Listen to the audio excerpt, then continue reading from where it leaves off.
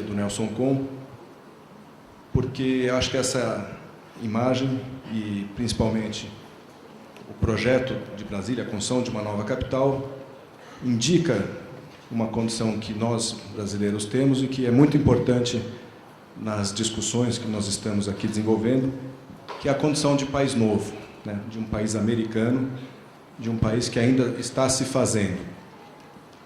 E para lembrar também que essa preocupação com a construção do nosso território é uma tradição da arquitetura e da engenharia brasileira, e a construção de Brasília talvez seja a grande realização dessa agenda. Uma agenda que persiste, mas que se transforma. E, para pensarmos essa transformação, acho bastante importante pensarmos esse passado.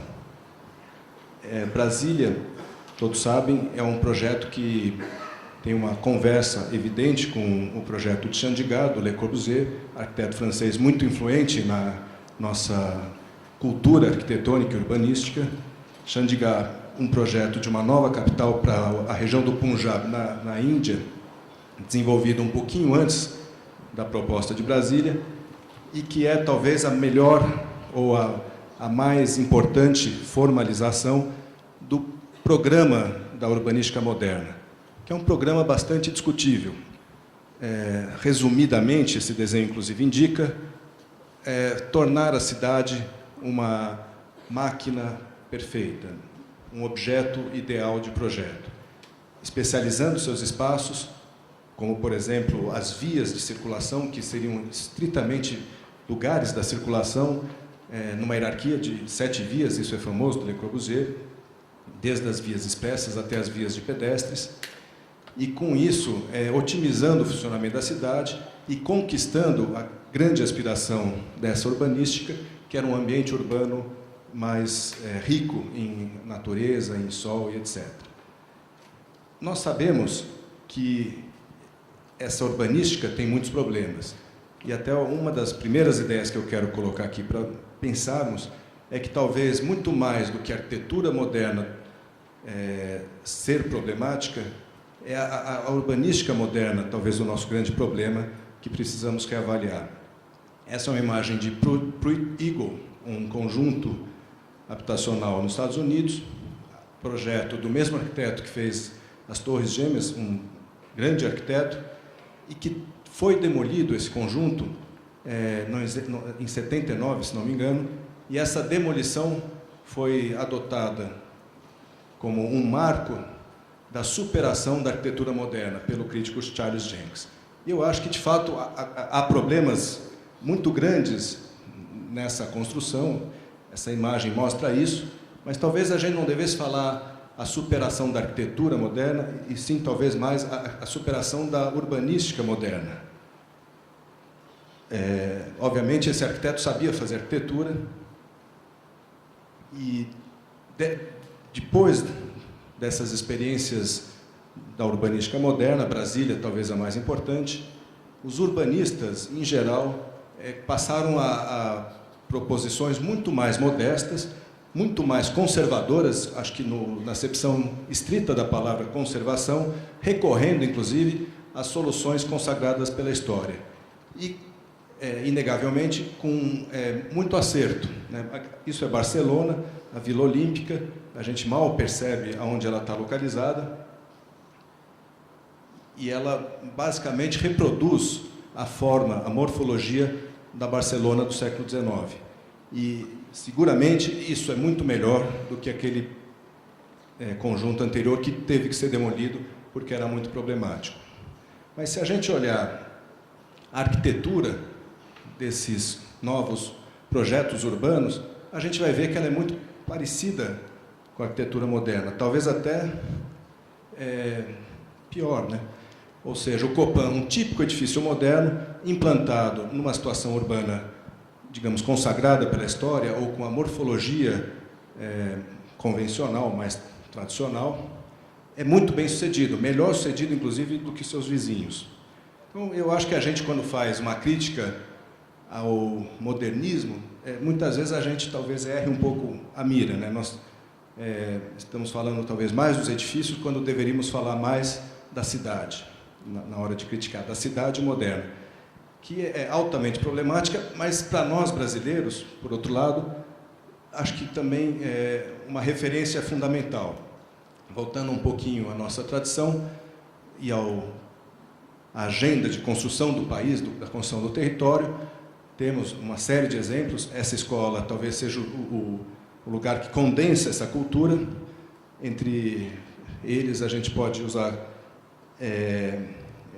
entre esses projetos, né, que investigaram o território, a proposta do Paulo Mendes da Rocha para uma nova cidade no estado de São Paulo, uma cidade porto, na confluência ou no cruzamento de uma ferrovia com a hidrovia, né, ou com o rio, e com um domínio dessa escala muito fácil, né? Quer dizer, para a nossa tradição urbanística, arquitetônica, a grande escala sempre foi uma escala, digamos, fácil, próxima. Uma das razões para essa cidade ser aí é, por exemplo, a modulação que os voos a jato acabam determinando no território. Menos do que 400 quilômetros, não vale a pena pegar um voo, né? Então, essa cidade estaria numa posição estratégica no estado de São Paulo, não apenas porque no cruzamento de um ramal ferroviário e da hidrovia, mas também porque é uma distância de 400 quilômetros da capital atual. São considerações que não se esgotam nessa, digamos, modulação espacial feita pelo avião, mas que são dessa ordem ou dessa escala, a escala do território. E a nossa, de certo modo, a nossa escala ainda, a nossa agenda. Mas a nossa geração, ou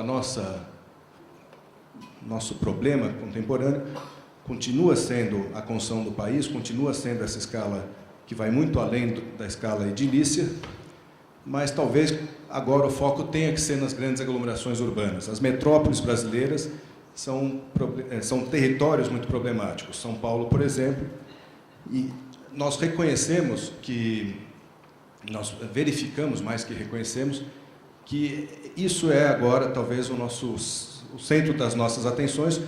Acho que o projeto do Hidranel claramente mostra isso.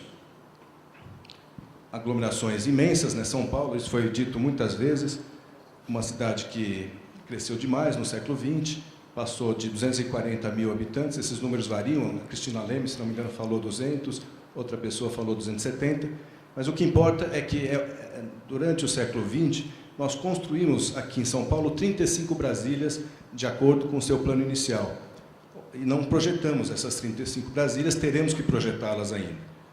É um crescimento astronômico e, pior, concentrado, sobretudo, nas décadas de 60, 70 e 80.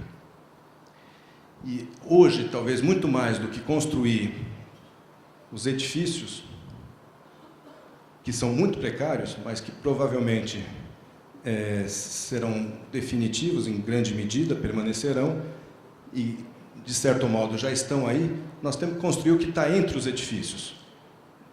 A arquitetura que temos que fazer é muito mais a arquitetura da cidade do que dos seus edifícios. Das áreas de urbanização precária, claramente tem esse problema.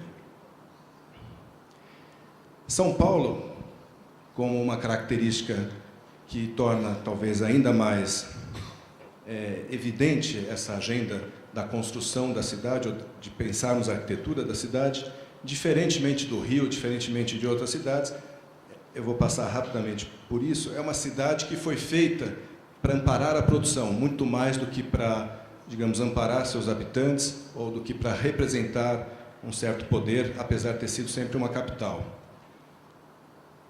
Aí a gente vê uma imagem em que aparece a água, a indústria e a linha férrea, se não me engano. E esse trinômio é a base da construção de São Paulo. Isso é uma tese do Fernando de Melo Franco, já citada ontem pelo Renato Anelli, e que é muito esclarecedora. Pensarmos que São Paulo sempre foi feita para produzir, para viabilizar a produção. Um tanto, talvez por isso, é que as águas e os caminhos são tão associados, como a gente vai perceber nessas imagens.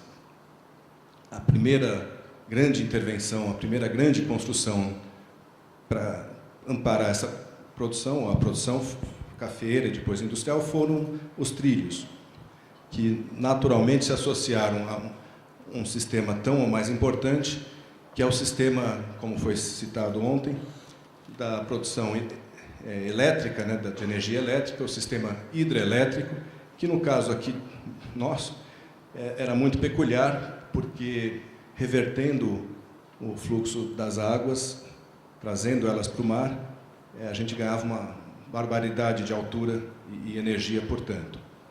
Isso, com a associação das ferrovias junto dessas águas, fez com que São Paulo passasse daquela pequena vila para a grande metrópole, inicialmente como uma cidade industrial. Aí é uma marcação de 1914 das indústrias de São Paulo. A gente vê claramente como elas se associam a esse conjunto de já infraestruturas, né? Porque a água aí já não era natureza, já nesse momento era um precioso insumo dessa produção industrial. Embora isso tenha sido claramente positivo, a cidade é talvez uma das grandes riquezas do Brasil, a metrópole, por tudo que ela propicia, oferece. Isso foi muito mal feito, nós sabemos, foi feito apenas, não apenas, mas principalmente por essa lógica de amparo à produção. Temos muito pouca qualidade na arquitetura dessa cidade. Isso também não preciso lembrar, todo mundo tem isso nos olhos. Embora o centro até seja mais rico e consolidado, talvez a paisagem típica de São Paulo seria essa, de muitas áreas precárias, entremeadas, fragmentadas, com áreas menos precárias, num tecido que em qualquer parte é um tecido fragmentado, foi dito isso ontem pela professora Marta Dora, sobretudo porque, além de ser uma cidade produzida ou feita para a produção, também foi uma cidade feita pelo mercado imobiliário. Então, esses loteamentos muito pouco dialogavam, muito pouco se completavam como ideia de cidade, inclusive como tecido. Quando vamos para a periferia, isso ainda é mais evidente. E o resultado é uma cidade que, se é fragmentada na pequena escala, é bastante homogênea no seu conjunto, na sua escala total. A gente pode dizer que essa imagem é de qualquer pedaço da periferia. Ela não tem uma imagem. E pouquíssima área livre, que é um dos grandes problemas que temos, principalmente em São Paulo, mas de um modo geral nas cidades contemporâneas. Qual é o espaço público que nós podemos ter contemporaneamente? Os campos de futebol são dos poucos que resistem nas nossas periferias. E, ao contrário do Rio, não apenas não somos uma capital, não fomos construídos para representar um poder, ter uma função simbólica como Brasília, como Rio de Janeiro, também não contamos com a natureza exuberante que o Rio conta. A natureza em São Paulo sumiu, né? Diante da escala da urbanização, já não aparece mais, já não é mais relevante. Corbusier, quando veio para a América, em 29, fez uma série de especulações sobre possíveis futuros para cidades latino-americanas, sul-americanas, e percebeu essa diferença. No Rio de Janeiro, os seus estudos meio que se submetem à topografia, à natureza. Em São Paulo, eles, ao contrário, procuram destacar essa natureza, formar uma régua que revele um pouco desse relevo. Acho que nós temos que reconhecer isso. E, diante da urbanização que temos, né, da metrópole de São Paulo, 100 por 80 quilômetros, depende do que se conta, 100 por 60, que elementos que podem ser marcantes, podem criar essas imagens de que São Paulo carece, que no Rio de Janeiro são criadas pela natureza, pelo encontro da Mata Atlântica com o oceano. Seguramente, as grandes infraestruturas, por exemplo, os trilhos da CPTM e, talvez mais do que todos, o hidroanel. A gente poderia, numa espécie de, digamos, delírio arquitetônico, dizer que o nosso grande problema é construir as nossas praias. Obviamente não é só isso, temos que fazer muita coisa, mas acho que temos também que garantir as praias de São Paulo. E aí, claramente, a gente percebe no hidroanel uma riqueza, uma possibilidade única, inclusive de recuperação da nossa natureza, que mais frágil, quase que débil, diante da urbanização, deixou de de nos afetar para bem ou para mal. Talvez só por essa razão eu diria que vale a pena construir o hidroanel, porque é a nossa grande chance de termos uma cidade melhor, respondendo um pouco algumas indagações. A FAO, até fiz aí azul igual o hidroanel, um anel também, é uma escola rara no mundo hoje, porque ela ensina, ao mesmo tempo, projeto de edifícios, de ambiente, de cidade, planejamento, gestão urbana, desenho e projeto industrial, gráfico, etc. E que eu acho que, para o mundo inteiro, é uma forma acertada de formar profissionais, mas, sobretudo, para o Brasil. É impossível nós falarmos de um profissional com uma formação muito específica, como aquele que poderá fazer esses projetos que São Paulo precisa. O hidroanel não é um projeto de arquitetura, ou não é um projeto, não é um estudo de planejamento, não é um paisagismo, é tudo ao mesmo tempo. Então, acho que estamos no caminho certo, ao mantermos essa formação generalista na FAO. Porque a cidade, que pode ser descrita de vários modos, é feita dessas coisas todas e nós temos que fazer as nossas cidades ainda. Aqui na FAO, temos tradicionalmente lido ou conversado, falado da cidade no grupo de edificações, no grupo de arquitetura, nessas três ênfases, que eu acho que são muito interessantes para pensarmos a cidade, mas não a única forma de pensarmos. Para os alunos aqui hoje, talvez isso não seja tão ainda explicado, já ouviram, né, que os estudos obrigatórios, cada um tem essa ênfase ou esse foco, que é uma parte da cidade. O professor Alexandre é o grande responsável por essa abordagem e que associa nessas ênfases não apenas, digamos, um pedaço da cidade, uma parte da cidade, um conjunto de estruturas urbanas, mas também ênfases de abordagem do problema da arquitetura, do âmbito do problema da arquitetura. Então, ligado à habitação, à construção. A habitação, todo mundo sabe, compreendida num sentido amplo, do habitual mais do que da moradia, os espaços da vida cotidiana e familiares, porque no cotidiano nós encontramos lugares não familiares. Se a gente vai na estação Barra Funda, a gente não pode dizer que aquilo é a escala habitual. A única coisa com que nos encontramos, ou estamos ali familiarizados, é com a própria estação, mas não com as pessoas, com as coisas que lá acontecem. Então, o habitual seriam os espaços da moradia, do trabalho, do comércio do dia a dia, onde nós conhecemos tudo, as pessoas, os espaços e assim por diante. Então, associado a essa escala, que talvez a gente pudesse dizer uma escala mais local, o problema da construção. Um equipamento, que a gente aí refere não ao pequeno equipamento, que seria o equipamento da vida habitual, mas o grande equipamento, aquele que é relevante na cidade, aquele que polariza, aquele que não se encontra a cada esquina, o equipamento público ou de interesse público. Nós costumamos dizer que aí cabe uma reflexão mais cuidadosa sobre o programa na arquitetura. Programa não como programa de necessidades, mas como parte do projeto fundamental. Aqui na FAO, obviamente, o caramelo torna essa escola única, como edifício, e nenhum programa de necessidades de escola de arquitetura diz que é necessária uma praça coberta no meio de tudo. Isso é uma invenção, é uma opção desse projeto e é uma arquitetura do programa. E, em terceiro lugar, a infraestrutura, que, obviamente, nos reporta ao lugar, porque os sistemas infraestruturais talvez sejam até pouco afeitos, pouco decorrentes, dependentes de seu lugar de implantação, porque são sistemas, mas nos mostram claramente que nós estamos nesse lugar e não naquele, estamos nesse pedaço de uma coisa muito maior. Portanto, lugar. Modulação, transição, articulação, não preciso nem explicar. Articulação é como eu prefiro falar, outros professores preferem falar transposição, né? Que, no fundo, é a mesma coisa. A articulação acho que é um pouquinho mais ampla e, claramente, as infraestruturas são as responsáveis pelas articulações da cidade. Infraestrutura, lembrando que, como sistemas, tem diversas escalas. Tem a parte estrutural, a parte principal e a parte capilar. A calçada é parte do sistema infraestrutural da circulação, por exemplo, ou das áreas verdes e assim por diante.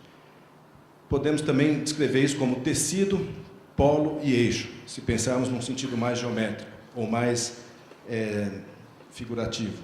E num sentido mais geométrico, plano, ponto e linha. E, do ponto de vista do projeto urbano, talvez em fundo, figura a figura, a primeira, digamos, categoria, como o fundo da cidade. Isso é muito importante para o pessoal do terceiro ano, aquilo que talvez tenha menos protagonismo do que as duas outras categorias, mas o que não quer dizer que não tenha um caráter claro e marcante. Isso não é invenção, isso é Colin Rowe, um texto fundamental da bibliografia de qualquer arquiteto, escrito na década de 60, publicado apenas nos anos 70, e ainda hoje bibliografia obrigatória, Cidade Colagem é o nome do livro, ou Collage City, em que ele começa a mostrar essas relações entre as estruturas urbanas e como elas constroem a imagem da cidade. Isso é uma análise fundo e figura, tem um nome para esse tipo de planta que eu não lembro agora, do centro de Parma. E ele mostra que na cidade tradicional, como eu estou aqui apresentando, o habitual é o fundo, a construção feita pelos privados em geral e assim, pouco a pouco, costuma ser o fundo, e a construção do poder público, feita pelo poder público, e em projetos de maior fôlego, mais marcantes, são as figuras. Muitas vezes essa construção não é literalmente a construção feita de tijolos, mas não deixa de ser uma construção, são os traçados, né? Aquilo que mais permanece numa cidade são os seus traçados. Isso é uma ideia do Rencourras e de outros. E em São Paulo a gente tem ruas de 300, 400 anos, não temos nenhum edifício, talvez, com a cidade. Na cidade moderna, como Brasília, ou como parte de Brasília, essa relação se inverte. Os edifícios passam a ser as figuras e o fundo é o parque, ou o jardim, o verde da Cidade Verde, do Corbusier, ou o jardim da Cidade Jardim dos ingleses, ou o parque do Lúcio Costa. É bastante problemática a cidade moderna, não se trata disso hoje, mas se trata de São Paulo, que é uma cidade híbrida, feita parte de uma morfologia convencional, tradicional, e parte moderna. Nós encontramos aí nesse lugar um edifício claramente moderno, como forma, e edifícios tradicionais. E aqui temos um grande problema, que é um pouco o ponto que eu quero destacar e relacionar as nossas indagações sobre o hidroanel, que é o desenho ou a qualificação, o projeto do espaço público contemporâneo. Numa cidade como São Paulo, é muito difícil saber onde está o público e onde está o privado. Na verdade, até sabemos depois, mas temos que resolver e marcar essa diferença com, às vezes, soluções muito débeis e problemáticas, como grades, muros. Numa cidade europeia, nós não encontramos essas coisas. A infraestrutura, que é o que seguramente teremos que construir, poderia contribuir para qualificar e para desenhar o espaço público. Isso que eu quero propor aqui para pensarmos.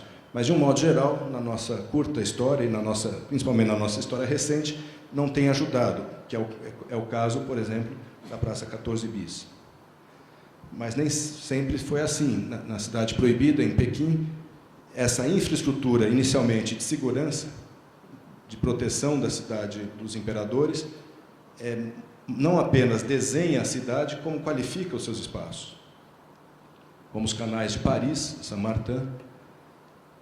E São Paulo fará muita infraestrutura. Eu vou passar isso rápido, é um resumo do que já foi aqui apresentado. Lembrando, então, daquela leitura do Fernando de Melo Franco, que é muito importante, de que existe uma concentração de riqueza nas várzeas de São Paulo, e agora estamos construindo muito metrô e trem, né? Isso era trem, metrô, rodovias e avenidas importantes, o rodoanel, o hidroanel, o ferroanel e o hidroanel. E com essas novas infraestruturas, inclusive, esse mapa muda. Mas muda mantendo essa pré-existência que concentrou nas várzeas a maior riqueza da cidade. O hidroanel, portanto, está onde está a nossa riqueza. São as indústrias, são as ferrovias, as indústrias. Esse mapa de indústrias são das indústrias dos anos 60. Isso já não está exatamente assim, mas, em lugar dessas indústrias, existem uma série de oportunidades, principalmente pelas infraestruturas localizadas nessas várzeas. E as operações urbanas que estão em curso estão também nesses territórios. Então, o hidroanel está no território estratégico de São Paulo. É aí que temos que investir, prioritariamente. E, na lógica macrometropolitana, há muito tempo a periferia não é exatamente periferia, né? São outras oportunidades. A periferia, por exemplo, é mais densa do ponto de vista da densidade urbana do que o centro. Tem mais gente morando na periferia do que no centro. E com esses novos anéis, obviamente, outras centralidades surgirão, centros de logística, um papel cada vez mais importante da cidade de São Paulo, né? A gestão da economia, não estarão mais no centro, e sim ao longo desses lugares. É o caso do hidroanel, como foi mostrado nesses 2 dias. E aí até tem algo muito bacana, que de repente São Paulo começa a ter muita natureza, porque uma natureza sempre, digamos, transformada, domesticada pelo homem, mas passa a ter ricas águas, fora o hidroanel, né? Aqui até não está representado, é um defeito, ao sul, e uma mata atlântica, que é talvez a mata mais bonita que existe no mundo. Daqui a pouco São Paulo vai ser o lugar onde o europeu vem ver macaco, que é uma imagem que a gente nunca associou à cidade, né? As pessoas vão para a Amazônia, e aqui tem essa mata maravilhosa, das maiores reservas florestais, parques, florestas urbanas do mundo, com acho que 200 mil hectares, não sei, que estarão ali do lado desses novos portais. Mas, até o momento, fizemos muito mal à infraestrutura, sobretudo a das águas. Por exemplo, o sistema de drenagem, né? Aí vou mostrar rapidamente, algo que tem nos atraído muito aqui no grupo de pesquisa e lá com os meus companheiros, de pensar que as infraestruturas têm uma característica muito interessante para o arquiteto da cidade, para o projeto urbano, porque são sistemas que, às vezes, indicam ou necessitam de um investimento longe do lugar onde está o problema. Esses são os problemas de São Paulo, sobretudo aqui nas marginais Tietê, Tamanduateí, as inundações. Alguns problemas que conhecemos bem. Mas sabemos também que a solução desses problemas está em muitos lugares. Isso não é o que eu defendo, isso é o plano atual dos reservatórios de retenção de água, de regulagem da drenagem. Isso em 2010, mais ou menos, já está um pouco superado, em brancos já realizados, e não branco, os que ainda serão construídos são os famigerados piscinões que nós ambicionamos não ter mais. Mas isso mostra a tal lógica sistêmica que prevê, então, investimento nas cabeceiras dessas bacias para resolver o problema do fundo de vale. E esse problema do fundo de vale para a produção. Então, isso interessa a cidade toda. Há aí a oportunidade de levar investimento para a periferia com uma espécie de consenso político. Isso é mais ou menos verdade. Esse investimento está sendo feito, e aqui aparecem os setores precários, né, que estão bastante associados, próximos daqueles piscinões, mas é mais ou menos verdade o que eu estava falando, porque esses piscinões são, inclusive com esse nome horroroso, feitos simplesmente para resolver o problema do centro, não para melhorar a periferia, embora sejam já investimentos de vulto. Eles são muito, bom, não precisa nem descrever, mas às vezes muito bem localizados. Isso aqui, por exemplo, é a fronteira entre São Paulo e Taboão da Serra, um cruzamento importantíssimo com uma estrutura desse porte, com grande potencial urbanístico, completamente desperdiçado. Isso é um tema para nós que o hidroanel coloca em evidência, porque o hidroanel tem uma certa, digamos, autonomia em termos de projeto, mas, evidentemente, só funcionará se as águas urbanas estiverem bem cuidadas, bem manejadas.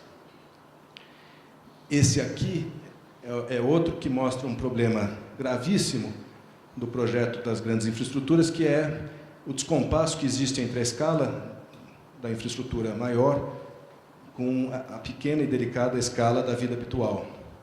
Quando isso não ocorre desse modo tão dramático, quando existem estruturas intermediárias que fazem a passagem, né, do grande artefato urbano para as coisas menores, isso já é muito melhor. Essa é a grande lição de Chicago, né, onde as coisas imensas da grande metrópole estão muito bem coordenadas com aquilo que está ao seu lado, né? A vida habitual aqui tem uma escala proporcional às grandes vias expressas e às linhas de metrô, que são como são em qualquer lugar, mas aí, nesse caso, muito mais adequado. Portanto, talvez a primeira coisa que a gente tem que pensar na hora de projetarmos esses grandes sistemas infraestruturais é cuidar de conseguirmos essa relação proporcional com aquilo que circunda, que o circunda. E esses piscinões, mesmo sem nenhuma preocupação estética, urbanística, acabam criando imagens, figuras fortes na cidade, que eu acho que são atributos fundamentais dos espaços urbanos, sobretudo dos espaços livres e públicos. Na periferia, a única coisa que resiste às invasões são os campos de futebol. E essa talvez seja uma lição para prestarmos atenção. Por que o campo de futebol não é invadido? Primeiro, porque ele é um valor público, é um valor para todo mundo. Ninguém nega a importância do futebol no Brasil. Mas também porque tem um desenho nítido, obrigatoriamente. Se uma casa invadir um pedacinho do campo, isso fica evidente, está estragado. Então, são duas qualidades fundamentais para qualquer projeto de espaço público. Grande relevância e nitidez de caráter, talvez não geométrica, porque muitas vezes a melhor borda, melhor do que a palavra limite, é uma borda em que há muita interação entre o público e o privado. É o caso das ruas comerciais, o público entra dentro do privado, o privado sai para o público. Isso acontece muito nas favelas, é muito bonito ver, mas nas cidades mais ricas isso acontece também. Então, não estou defendendo aqui um desenho rigoroso, embora as imagens, vocês verão, são de desenhos rigorosos, como as praças espanholas, que tem essa nitidez, mas isso aqui não é um limite, isso aqui é uma zona de intensa relação entre o privado e o público.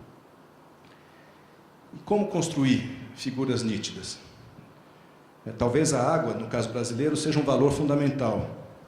Temos todos, na nossa imaginação, as praias do Rio como uma aspiração maior. Acho que todo paulista é invejoso dos cariocas.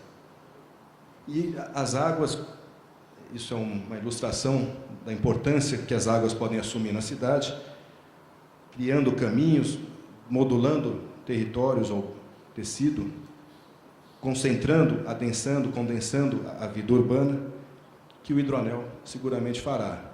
Isso se fará em várias escalas, mas talvez a primeira grande estrutura de modulação e organização do território sejam esses anéis, principalmente o hidroanel, por causa do valor da água quando bem tratada.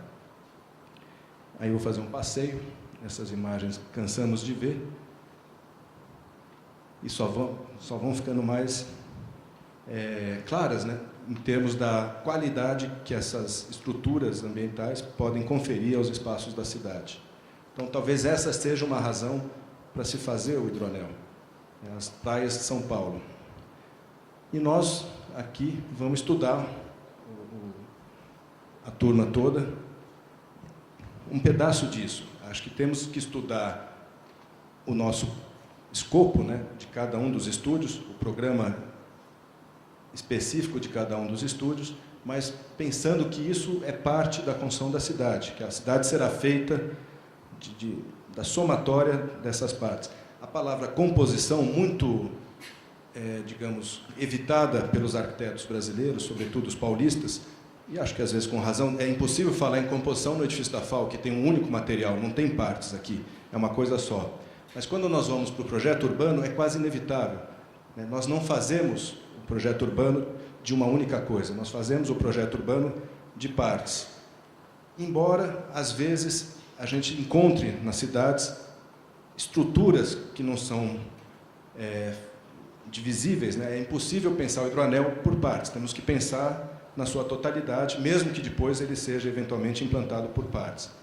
E isso, acho que, voltando um pouco ao início da conversa, mostra que aquela ambição moderna que está lá em Brasília, em Chandigarh, nas propostas urbanas todas dos modernistas, é uma ambição que nós perdemos em certa medida e que devemos recuperar, porque São Paulo não vai se resolver apenas com belos jardins, praças, a escala, digamos, habitual. Nós teremos que fazer essas grandes estruturas, essas grandes infraestruturas metropolitanas. Os engenheiros estão fazendo, os arquitetos é que estão com medo de enfrentá-las, né? E eu acho que o projeto Hidroanel recupera, na justa medida, ou no sentido adequado, essa ambição, mas com a clarividência, com a consciência de que não estamos projetando a cidade inteira, e sim uma parte, uma imensa parte, um anel inteiro, que, obviamente, talvez nem seja exatamente assim daqui a 40 anos, porque será implantado aos poucos, e que, seguramente, mais importante, será desdobrado, será transformado muitas vezes. O grande desafio, ao pensarmos, então, esses projetos, é pensarmos que deverão ser passíveis dessas transformações, às vezes meramente de uso, como a Pont des Arts em Paris, que vira uma praça todo pôr-do-sol de verão, porque o sol se põe dentro da água, pinta de dourado o Sena. Às vezes, razões assim prosaicas são o que garante o sucesso de um espaço. Acho que o piso de madeira também atrai muito aí, poder sentar. Mas, em Paris, as praias são essas estruturas ou infraestruturas artificiais construídas para a cidade, né? Paris é um hidroanel, tem um hidroanel. Acontece de tudo. Verão tem muita programação pública feita pela prefeitura. Por exemplo, música em jardins. Aí era música americana, tinha capoeira nessa noite, tinha tango. Isso aí é música americana, não sei como se fala pop. E são atributos que a gente encontra em muitos dos edifícios brasileiros. Nós temos cultura de como fazer esses espaços polivalentes. O Flávio Mota usava uma descrição, nominava isso de um modo muito bonito, que era justamente dizer que não tinha nome. Espaços sem nome. Não eram teatros, hospitais, escolas. Eram espaços sem um programa pré-determinado, mas não por isso genéricos, destituídos de caráter. Muito pelo contrário, altamente caracterizados. Caracterizados pela arquitetura. No caso, vão livre. Inclusive, muitas vezes, recebendo a nomenclatura por essa característica arquitetônica, como também a Marquise do Ibirapuera. E espaços que, diferentemente das megaestruturas, que define a priori tudo, que é o projeto moderno, ultramoderno, o projeto urbano ultramoderno, né, de fazer a cidade um grande edifício, um objeto ideal de projeto, onde tudo estaria definido e nada se transforma.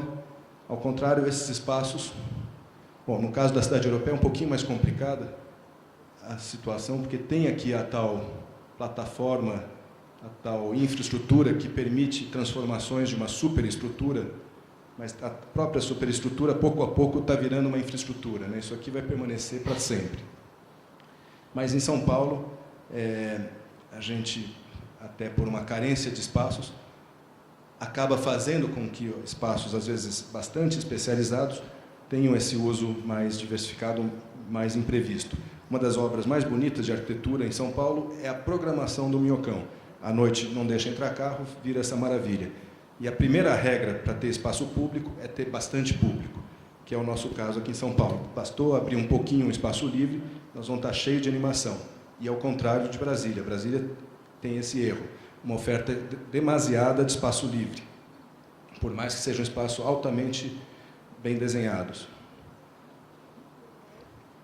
Então, voltando a Brasília, embora ela tenha muitos problemas que a gente tenha que pensar, eu acho que ela tem essa lição que eu estou querendo aqui deixar para nós como um objetivo, de ser um projeto que, com algumas definições essenciais, não no sentido de que é a essência da cidade, essenciais nesse caso, para essa cidade, e essenciais no sentido de que permanentes, que não sairão, não mudarão nunca mais. 2 eixos, 3 normas ou escalas, como falava o Lúcio Costa, né? Residencial, monumental e agregária, habitual, equipamento público. Eu acho que o hidroanel, de certo modo, são os eixos de Brasília para São Paulo. É isso que eu tinha para falar.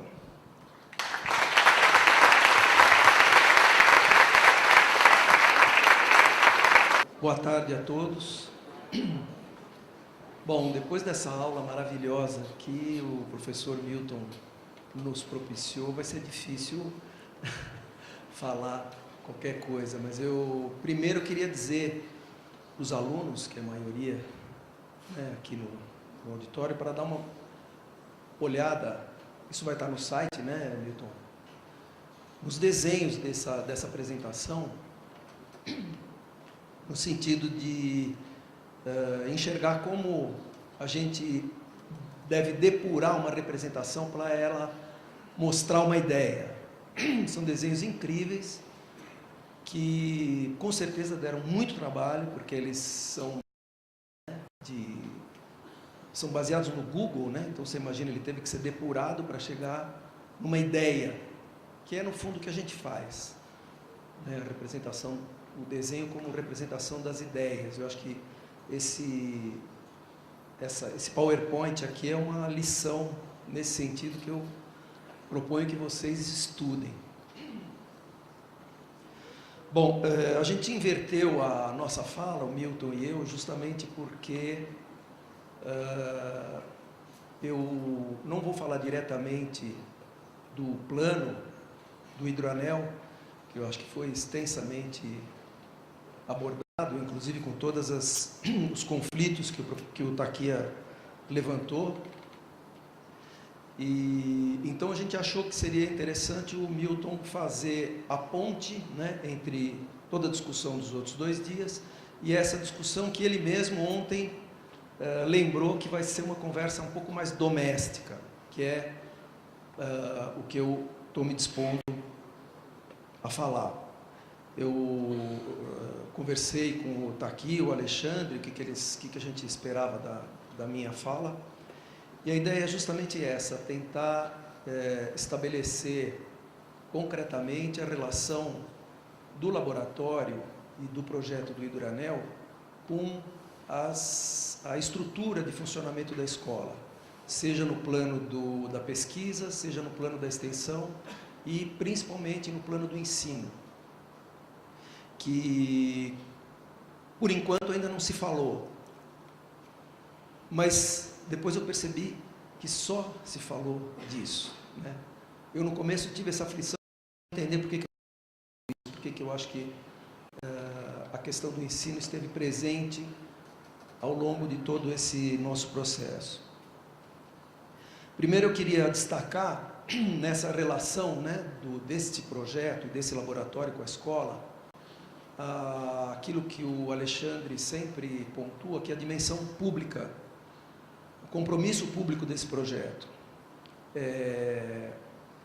E eu vou chamar atenção aqui para o fato de que esse é um trabalho que teve uma de suas origens numa demanda profissional feita especificamente para o professor Alexandre, né, que vinda do departamento hidroviário, por conta de haver uma entre a pesquisa dele e um contrato profissional firmado com o departamento hidroviário e uma empresa particular. Não houve uma licitação, isso foi contratado. Essa licitação foi mal, porque a empresa escolhida foi escolhida pelo menor preço, então era uma empresa que não tinha a capacitação técnica suficiente para dar andamento num projeto dessa dimensão. Então o departamento hidroviário chamou algumas pessoas, o professor Riva foi uma delas, né, e outra foi o... Isso tem acontecido muito aqui na FAO, não é dizer que inédita. Qual que é a diferença? A diferença é justamente o compromisso público, que o Alexandre colocou como perspectiva obrigatória para o atendimento dessa demanda. Qual é essa perspectiva? É uma perspectiva de que houvesse uma democratização dos resultados e do processo decorrente desse trabalho, no sentido de torná-lo um trabalho público e que faça sentido pelo fato de a gente ser uma escola pública. Então isso eu faço questão de destacar e generosamente, e correndo um grande risco, depois eu vou mostrar para vocês por quê, ele se dispôs a compartilhar esse projeto com o conjunto da escola. É lógico que também existe o rebatimento disso, quer dizer, a escola pôde oferecer para o trabalho um apoio, principalmente da parte dos estudantes da pós-graduação e da graduação, que foi muito importante para o andamento do projeto. Então, essa atitude em relação a uma demanda pública para a nossa escola, eu acho que é exemplar e caracteriza, deveria caracterizar todas as demandas que ocorrem nesse sentido e que não são poucas, né? Os nossos laboratórios têm produzido inúmeros projetos que têm um caráter semelhante. A própria FUPAM, que viabiliza contratos com órgãos públicos, né, sem licitação, tem feito muitos trabalhos com um caráter semelhante e que não trazem nenhuma contribuição direta como esse trabalho, como a gente pretende que esse trabalho traga. Então, essa é a primeira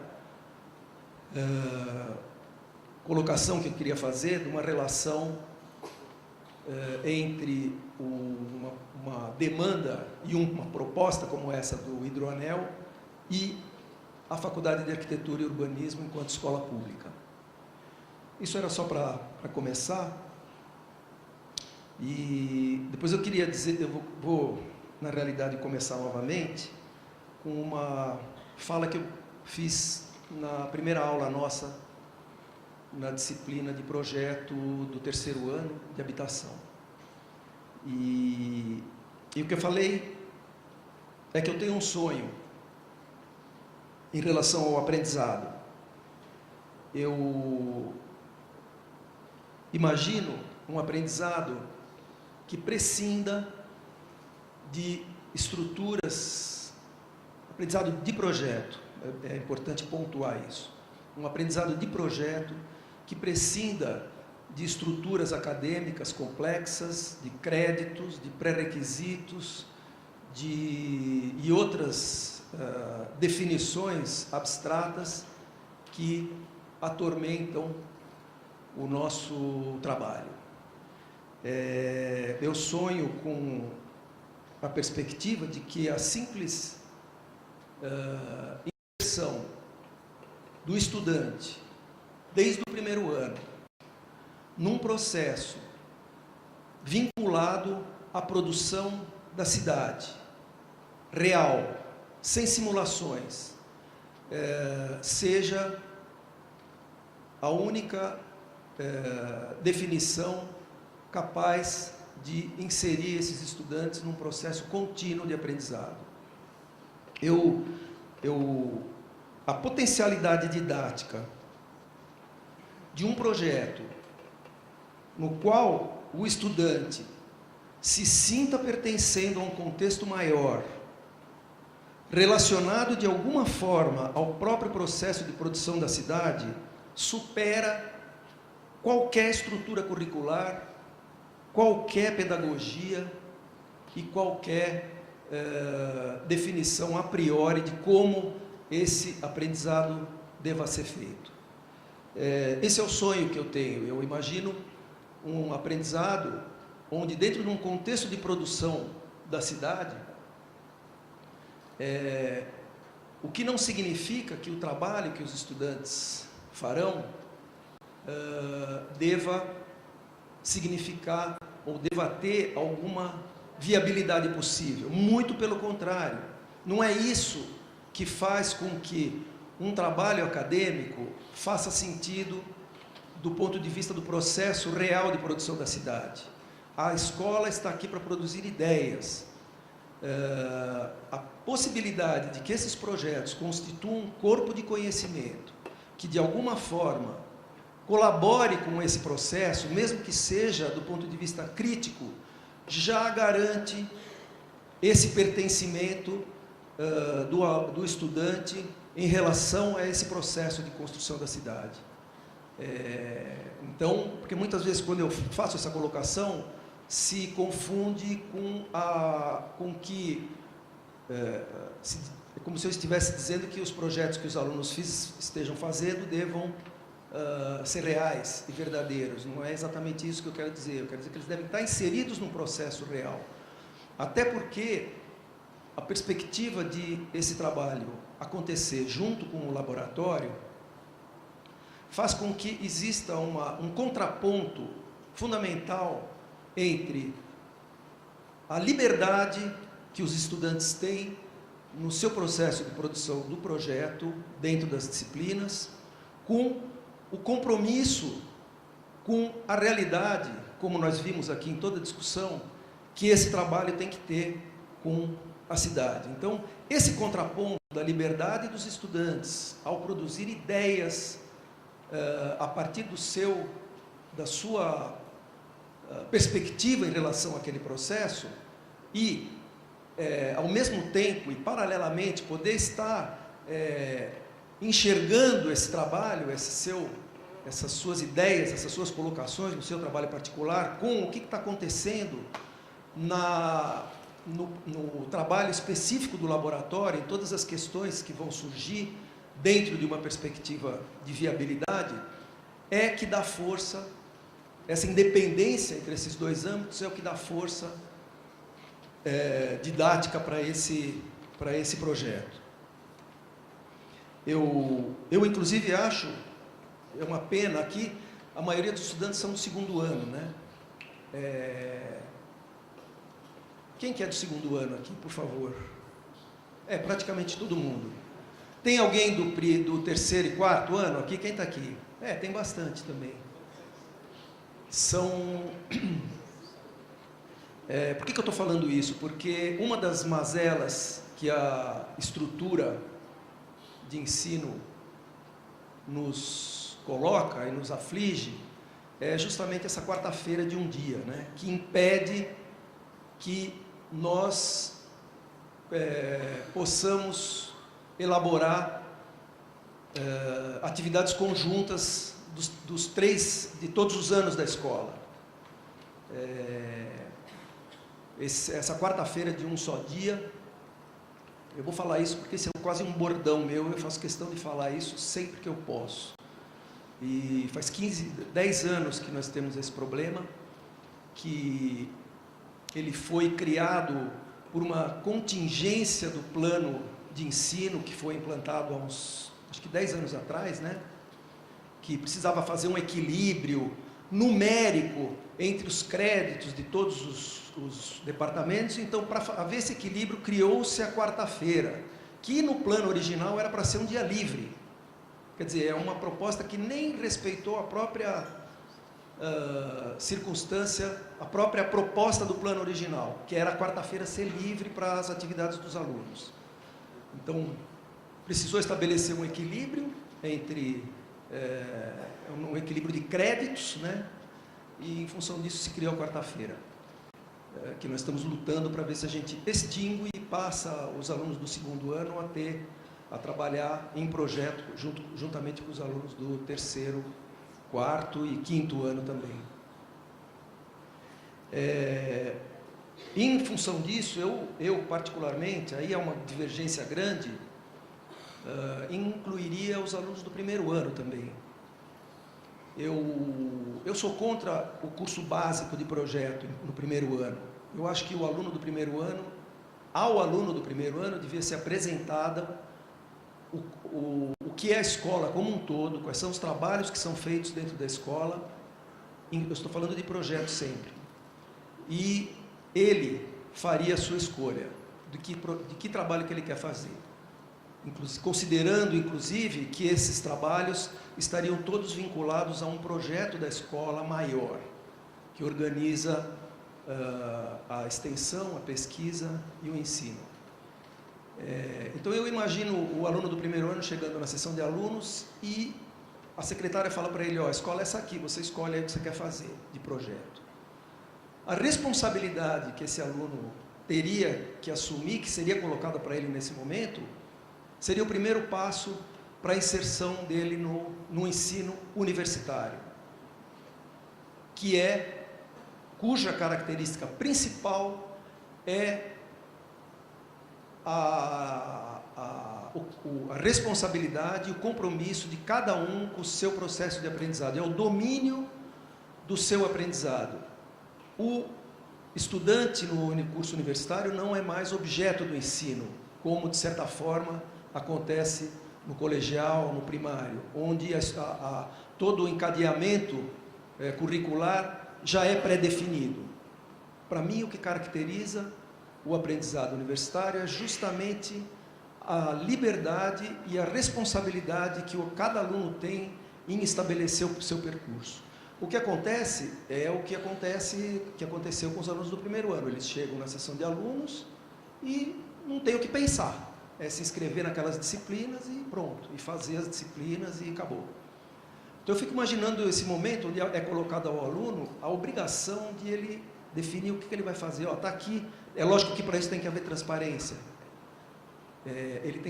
A ele tem que ser dada a possibilidade de enxergar o que é o curso de arquitetura dentro dessa faculdade, podendo ver os trabalhos, podendo conhecer a história de cada professor, a história de cada disciplina. Isso seria um painel num site onde o aluno poderia percorrer e a partir daí ele estabeleceu, eu quero fazer isso aqui, e a ele é dada essa liberdade. Eu até vou ler uma frase do Artigas aqui, curiosa, que eu achei uma vez, que foi publicada no Caderno de Riscos Originais do projeto da FAO. E a fala do Artigas é a seguinte: apelo a alguns professores, exclamação, isso já é a fala dele. Não se deve tratar o primeiro ano como os meninos que não sabem nada, coitados, e para os quais é preciso dar um curso especial de introdução à complexidade inextricável da criação arquitetônica. História da Arte, de Flávio Motta, prova que eles são, já de saída os estudantes de arquitetura, capazes, como todos os outros, de começar o curso em qualquer nível. Afinal, projetar uma casa ou uma escola não deve ser um grande mistério. Eles estudaram em escolas e vivem em casas. Também habitam uma cidade sobre a qual todo mundo dá palpite. Calouro também pode. Essa é a fala do Artigas, que é um pouco, para mim, ela dá o tom do que esse projeto pode significar, ou pode oferecer como alternativa para o processo de aprendizado dos estudantes, ao dar um contexto que faz parte do próprio processo de produção da cidade e dentro do qual o aluno tem liberdade para escolher o caminho que ele quer fazer.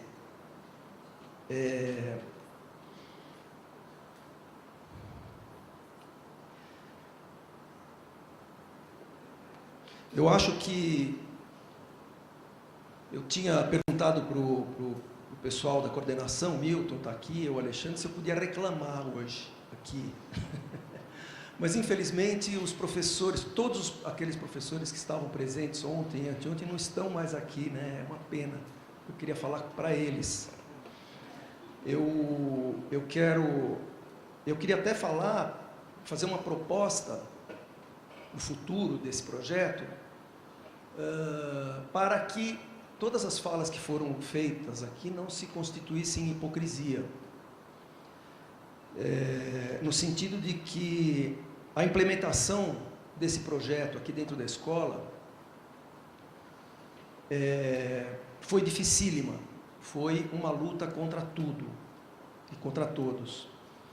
Eu até queria agradecer especificamente o diretor da FAO e a diretora, que eles, no âmbito do que eles podem fazer dentro da escola, eles deram todo o apoio para o grupo de trabalho funcionar, né? O professor Marcelo Romero e a professora Cristina. Fora isso, a viabilização desse trabalho foi uma luta muito difícil. O pessoal acho que vai falar disso depois, não sei. Mas e eu acho que ele abre uma série de perspectivas que transcendem o conteúdo específico, né, do projeto, que é, por exemplo, a questão dos estágios na FAO. Eu tenho acompanhado uma discussão do GFAO, né, muito interessante, não sei se todos vocês estão acompanhando, é uma discussão sobre o valor da remuneração dos estágios e as exigências que os escritórios fazem para os estagiários, né?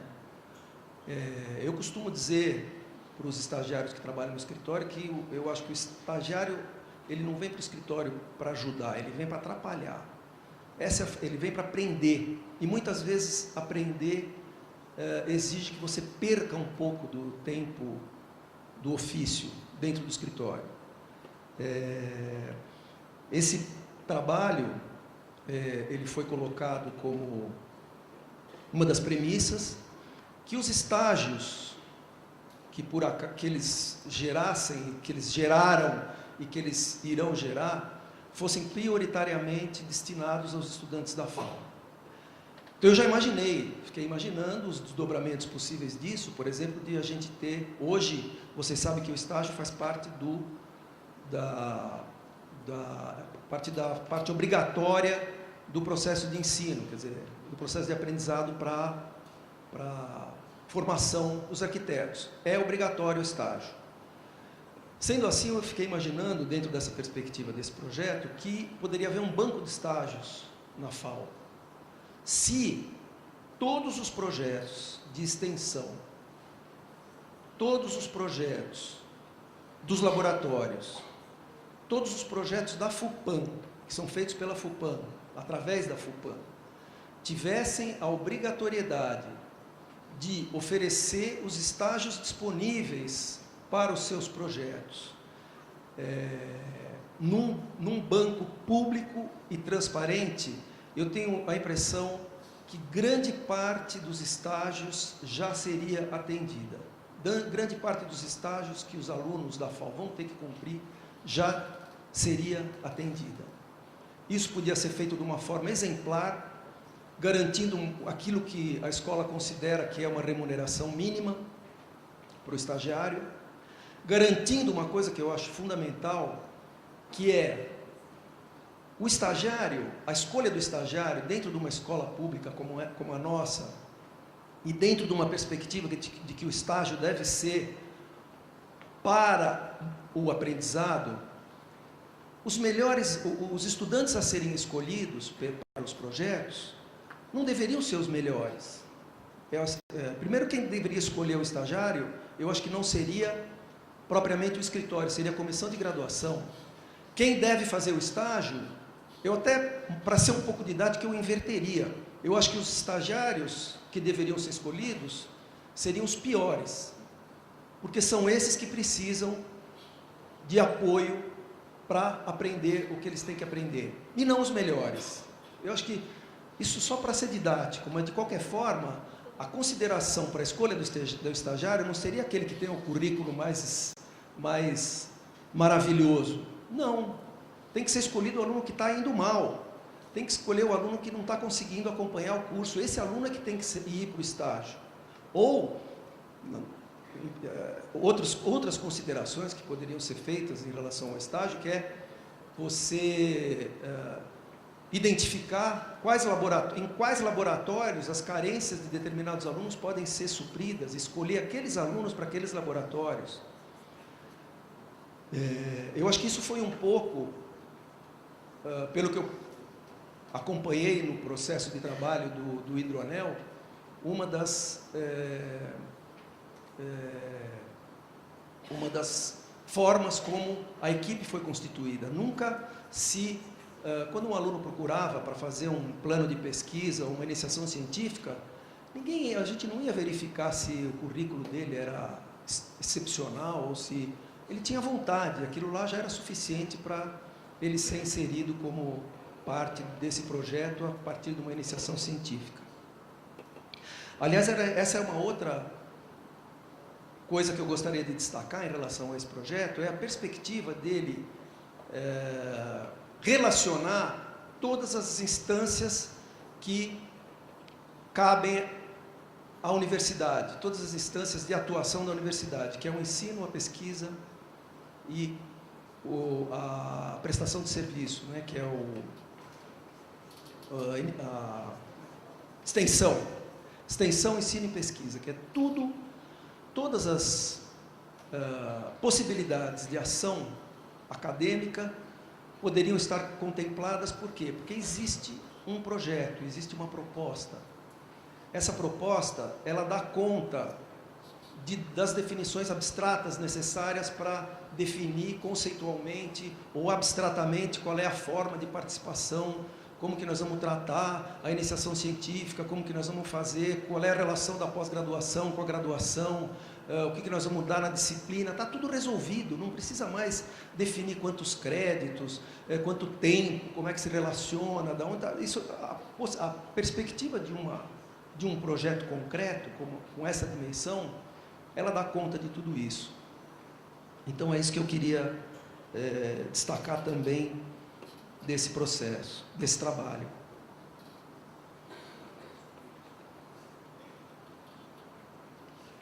Uma outra coisa que eu gostaria de pontuar, que é a relação... vocês viram que nós escolhemos uma área dentro do anel, né? Aí pode parecer, à primeira vista, que como se faz um projeto de um edifício, né? Primeiro, há que se ter um plano geral. Segundo, um plano regional. Terceiro, em cima desse plano regional, um plano setorial. E dentro disso nós vamos fazer o edifício, e dentro do edifício nós vamos fazer o objeto, e assim por diante. Não é isso que está proposto, que está presente aqui. Aliás, é justamente o contrário. A perspectiva de definir um ponto de atuação particularizado em função das premissas de cada disciplina vai oferecer para o plano novas ideias a partir de uma abordagem de cada situação particular. Eu acho que essa é uma relação possível, né, e necessária que pode haver entre o projeto e as disciplinas. Ou seja, as disciplinas, pela liberdade com que o aluno vai poder elaborar o seu projeto, pelo conhecimento que eles vão, que vai ser feito desse lugar em particular, pelos conteúdos que cada um dos estudantes, ou cada equipe de estudantes, tem para colocar nesse projeto, isso vai oferecer para o plano novas premissas, pode oferecer para o plano novas premissas. Um plano, ele não se faz do geral para o particular, ele também se faz do particular para o geral. Você exercitar um plano na escala particular do edifício, eu tenho certeza que vai oferecer para o plano novas questões que podem modificar o seu desenho, até como desenho geral. Então isso acho que é importante colocar, para não achar que o processo de produção de um projeto dessa escala é linear, do geral para o particular. É lógico que as escalas vêm paralelas.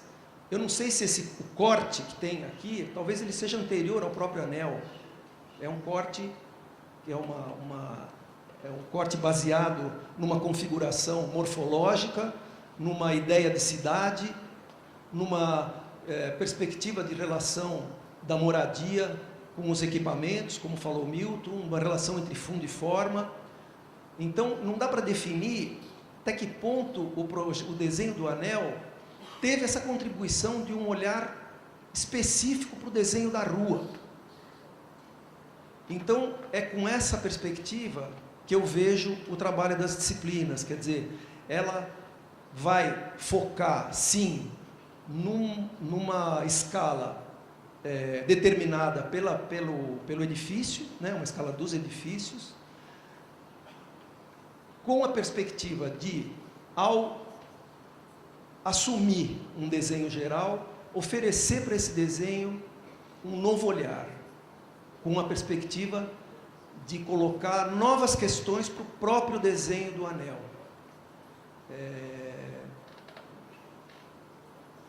Eu não sei se ficou clara essa questão, mas para mim essa questão é muito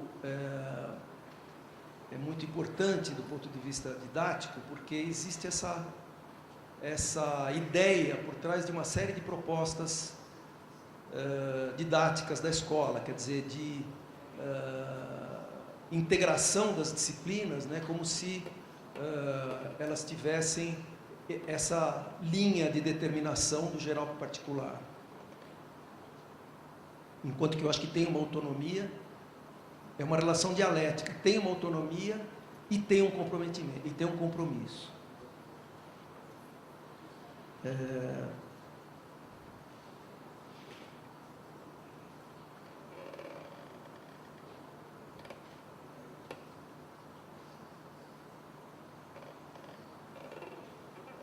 É isso. Eu queria só mostrar, dentro daquela linha da reclamação, a sala de trabalho dessa equipe, hoje na FAO. Porque essa equipe, aliás, uma das coisas que mais nos afligem é a dificuldade que nós temos de espaço dentro da FAO. Espaço é tudo para a gente. A primeira coisa que a gente, como arquitetos, se coloca quando a gente começa um projeto é o seguinte: qual é o espaço que a gente precisa para esse trabalho?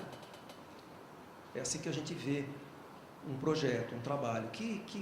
Né, qual é o espaço, como ele deve ser, para que a gente possa fazer o trabalho? A primeira coisa que... E a gente não tem esse espaço. Nós tivemos durante o período do contrato, porque a diretoria nos cedeu, e foi feita uma proposta de conquista, entre aspas, de um espaço, mais ou menos a maneira como isso é feito até hoje, ou seja, nos corredores. Vai lá, conversa com o professor, esse professor vai aposentar, vai liberar uma mesa, então você vai lá e conversa com ele para você ficar com a mesa dele, e assim por diante. Isso foi oferecido para a gente, essa alternativa, que a gente recusou. A gente queria que a escola assumisse o interesse no desenvolvimento desse projeto e definisse uma área que existe aqui dentro da escola para que esse trabalho pudesse ser desenvolvido. Isso foi feito de uma maneira oficial. É a primeira vez que um laboratório teve o seu espaço oficialmente estabelecido, sem ser na época da reforma, né? Porque na época da reforma dos laboratórios, os laboratórios definiram lá oficialmente, cada um qual teria a sua área, e depois disso esse laboratório virou terra de ninguém. Cada um vai tomando posse conforme a circunstância, conforme o seu poder, conforme as suas relações institucionais e um pouco também conforme a importância de cada projeto, não vou negar isso. Esse espaço ele teria que ser desocupado 6 meses depois, que é quando a gente imaginava que o projeto ia terminar. Quando venceram esses 6 meses, o Alexandre fez questão de fazer uma carta, mandar para a diretoria, falar, ó, está liberado, saíram, os estudantes saíram daquela área e foram trabalhar, não sei onde, eles podem explicar para vocês aí como é que eles fizeram para desenvolver esse projeto. Mas o que eu queria mostrar é a sala que nós dispomos hoje, emprestada, porque ela não é nossa. Onde que está isso aqui, Milton? Aqui. Aqui estão as duas fotos.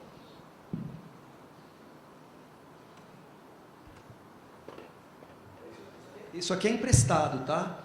Isso aqui deve ter, quanto tem, Alexandre? 2,5 metros. Aqui são os equipamentos que a diretoria disponibilizou, que nós não temos onde instalar, certo? E essa aqui é uma outra foto da mesma sala, acho que é aqui, né? Aqui, né? Pronto, essa aqui, ó, é outra é uma foto da sala desse. Eu quero que vocês lembrem aqui o que aconteceu ontem e anteontem. Eu quero que vocês lembrem a fala de cada um dos nossos colegas, dos professores, dos profissionais, e eu quero que vocês olhem qual é o espaço que esse grupo tem dentro da escola.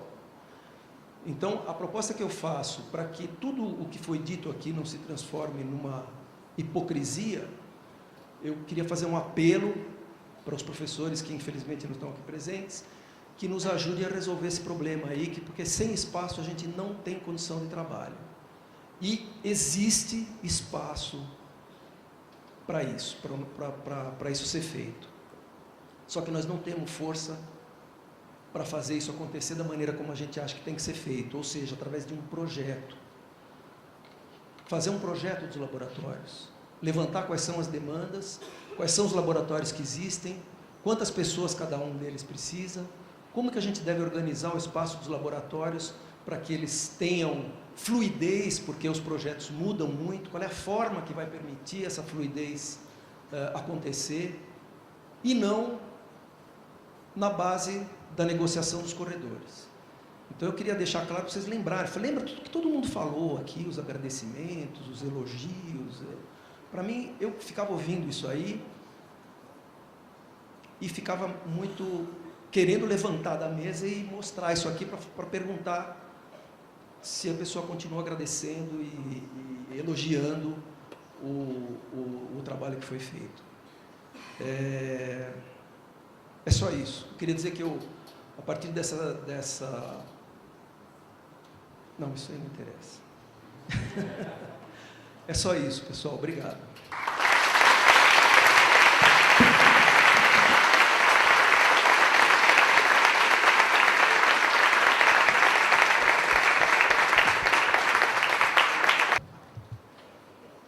Eu não tenho conseguido dormir muito bem esses últimos 2 dias, porque a sensação que eu tenho é que vivenciamos, a partir de segunda-feira, alguma coisa de absolutamente extraordinário aqui na FAO.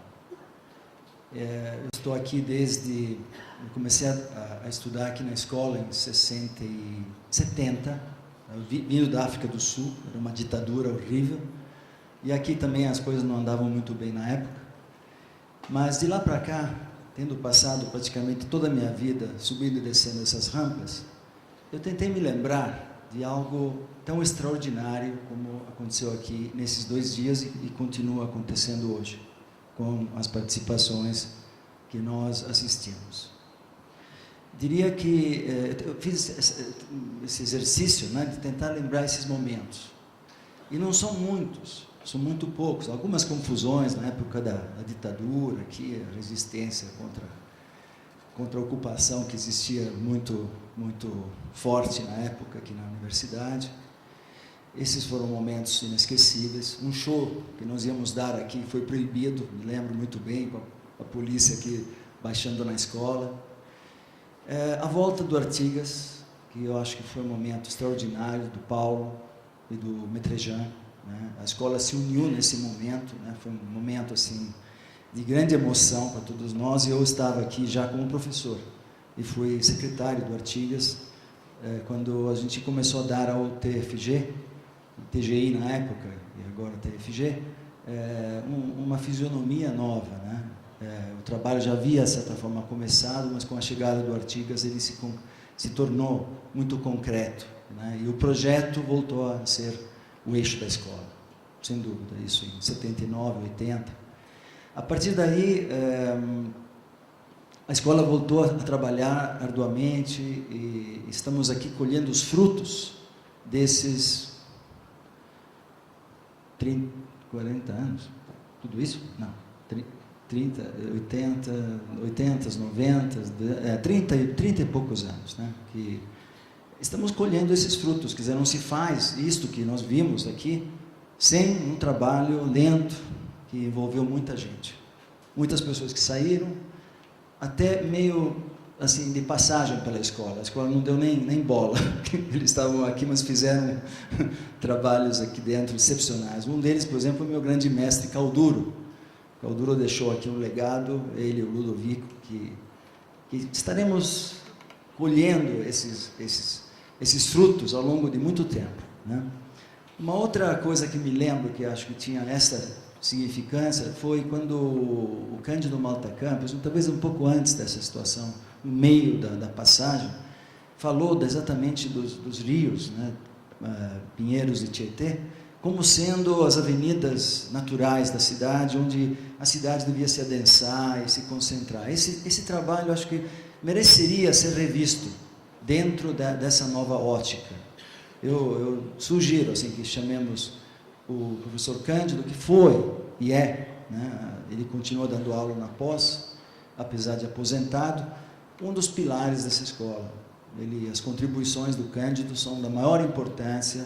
Muitas vezes briguei com ele, me desentendi, questionei teorias que ele defendeu, mas ele é, sem dúvida, uma grande referência, e ele foi talvez o primeiro que falou, assim, em termos urbanísticos, de planejamento, de visão, de integração de arquitetura, urbanismo, paisagismo, nessa questão.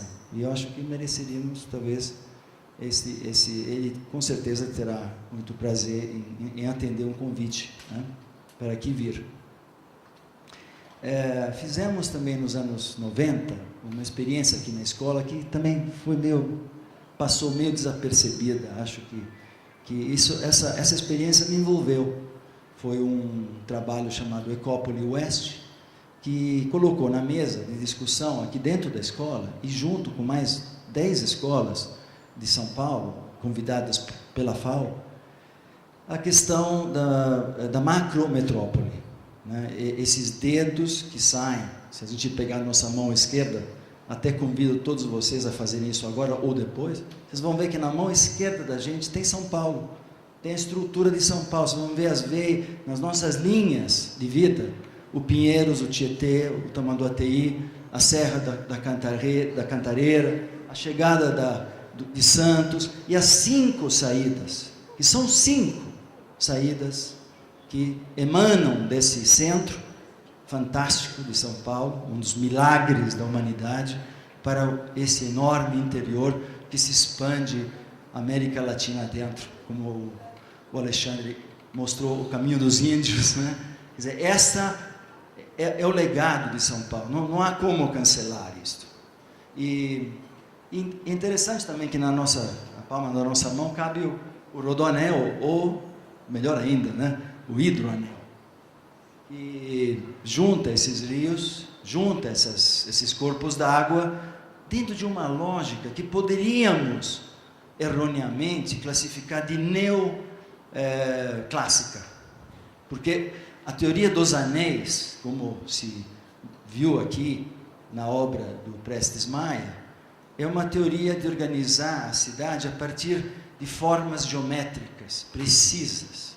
Essa era a ideia que norteou o desenvolvimento humano, cultural, ao longo de 5 séculos, desde a Renascença. Formas precisas que definiriam a posse e o domínio humano sobre a natureza, né? E é lógico que essas formas geométricas nem sempre casam com o território. E a sua geometria, que nasce de milhões, de bilhões de anos de construção dessa coisa milagrosa que é a Terra, e que é, como disse aquele astronauta, feita de água. É água, com algumas áreas que rompem a lógica da Terra, que deveria ser um planeta só azul, mas ela tem, assim, pontas, terras que interrompem o azul, né?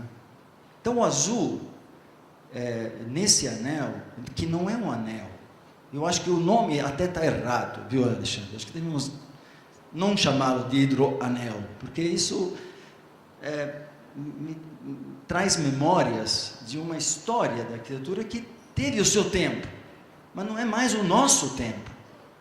Eu diria que aqui nasce o coração ou um elemento de uma rede, porque hoje o que nós temos que projetar são redes, e aprender a fazer isso na escola, porque este é o novo paradigma, não é mais o edifício isolado.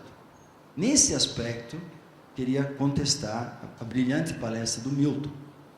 O Milton, brilhante palestra, diz basicamente, a arquitetura moderna foi crucificada, mas o seu problema não era da edificação, era da cidade moderna. A edificação moderna continua válida. Este é um ponto que eu quero questionar. E eu acho que este projeto do Alexandre Tachia e desse laboratório pequenininho, como foi também pequenininho o da Ecópole West, nos diz que nós estamos no epicentro de uma mudança paradigmática. E que esta escola, com toda a sua história, seu legado, exatamente na ruptura com os modelos formais, que vêm neoclássicos, e a criação de um modelo funcional que entra em crise, sim, né? Depois da guerra, começam a se perceber que tanto a arquitetura como o urbanismo modernista tinham problemas. Então, este é o momento de definirmos e decidirmos coletivamente se queremos abordar essa mudança, essa ruptura que o Alexandre nos traz aqui, para propor algo de novo. E eu acho que temos essa chance. É uma chance histórica. Vocês um dia, daqui a 30, 40 anos, como eu fiz agora, se lembrarão destes dias, deste dia 11, 12, 13 e 14, é isso? 12, 13 e 14 de março de 2012. Se fez história nessa escola e no Brasil. Volta a FAO a ter a sua importância dentro do cenário, não só nacional, mas internacional. E não é à toa que nessa plateia tem vários alunos que vêm de vários países. Não é à toa que isso está acontecendo, porque o que nós estamos discutindo aqui, e com esta amplitude de visão, e que foi também discutido, como eu disse, pelo Cândido, pelo projeto Ecópole West, que foi um projeto não meu, um projeto da escola, foi a escola que fez. Como esse projeto não é um projeto do Alexandre, é da escola, e ele sabe isso muito bem. Nós estamos em condições agora de pensarmos como essa nova estrutura metropolitana, que usa a natureza, não de uma forma restritiva, não de uma forma imitativa, e não de uma forma tímida, como alguns protetores da natureza gostariam que fosse feito. Capaz, inclusive, de enfrentar curvas de níveis adversas, para poder dizer que faremos uma ligação que une o sistema hidroviário.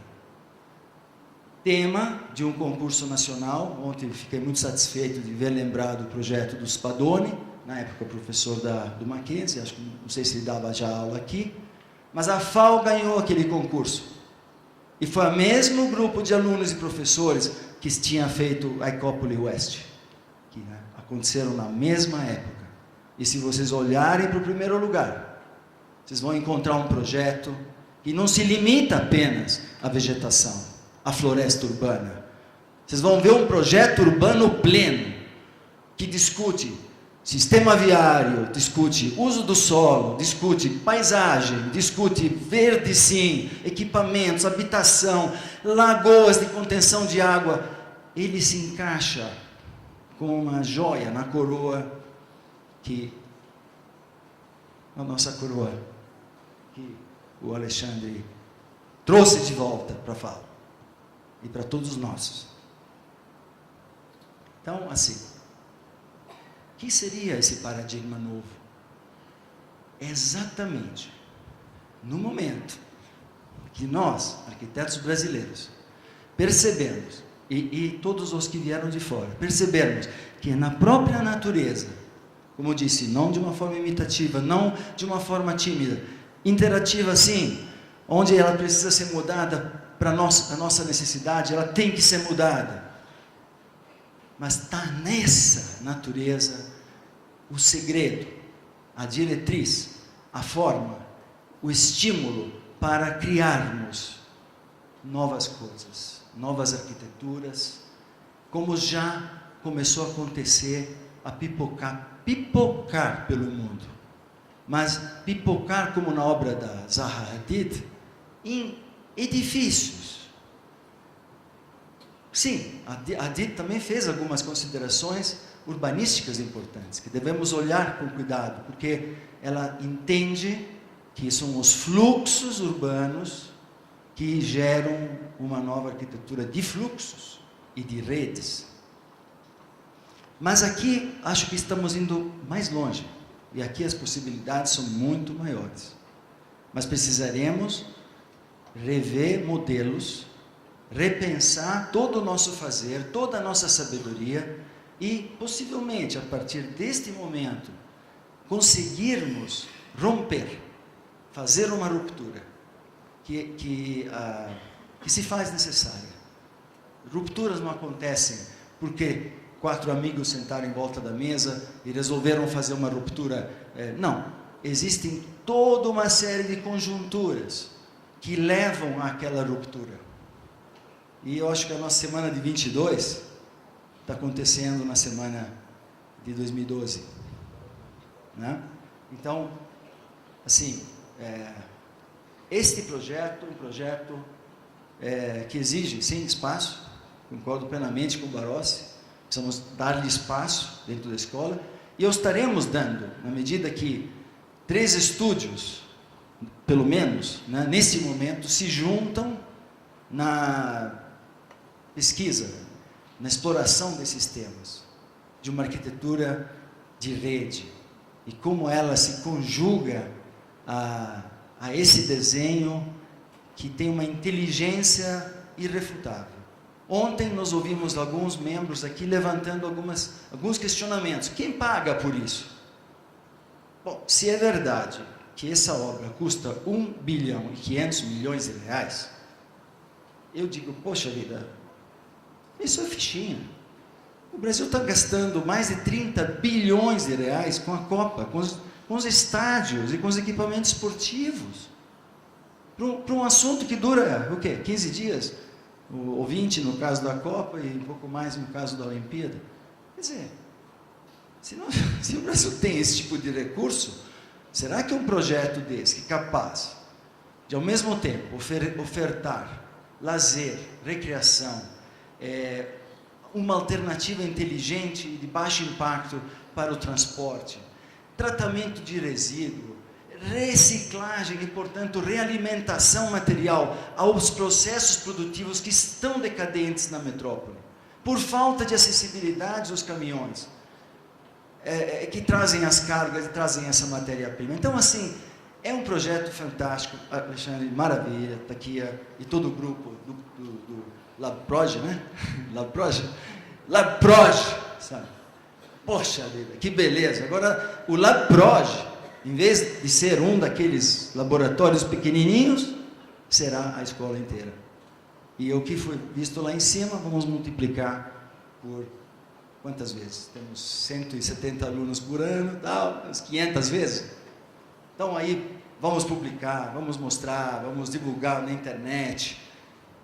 Quem está sentado aqui, e os que estavam sentados ontem, vão participar de uma aventura, de uma ruptura paradigmática.